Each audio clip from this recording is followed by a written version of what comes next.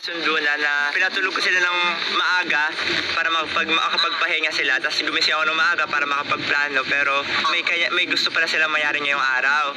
Yung iba gusto sumagad pa, hindi nga po pwede kasi wala naming battery. Tapos nung nagkanya-kanya na ng gawain, hindi ko na nagawa yung mga dapat naming gagawain kasi nga sobrang tutok na ng araw. Kumbaga, sino ba namang gusto magkape ng tirik na yung araw sa umaga? Mga ganon. Siyempre, napaisip ka, natahimik po ako, nag-isip ako ng ano bang ibang gagawain. Ilang sandali lang naman po yung pagtahimik ko noon, biglang mga kasama ko nagbubulungan na. Siyempre di naman tayo para hindi natin maramdaman na pinag-usapan ka na ng mga tawa, yung parang ganun. So, tuloy-tuloy na yung pagiging tahimik ko.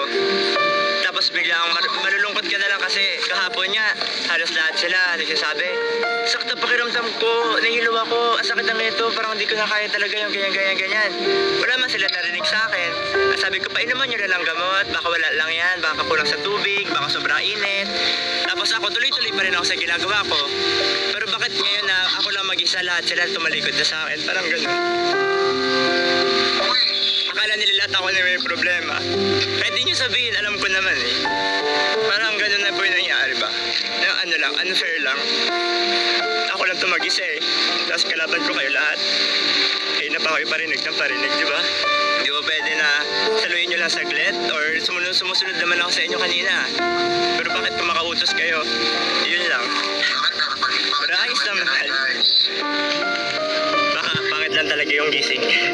Pero mali ko naman. Ikaw mag-explain. Hindi, kasi kaya kami nakikita mo nag-uusap mo. Siyempre, kailangan din namin uy, si Josh, ganito, ganyan. Bakit lang natin kausapin si Josh? Kinausap niyo ba ako? Hindi rin naman. Sabi ko, lapitan natin si Josh, kausapin natin. Para maayos natin to agad bago tayo umalis. Kaso, ayaw naman yung lumapit. Para naman maayos to. Ang nangyari, nagkanya-kanya na tayo ng alis, ganun.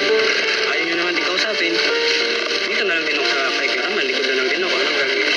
Kagabi, kinausap ko si Josh. Sabi ko ba, ako anong plano, kung magpaplano?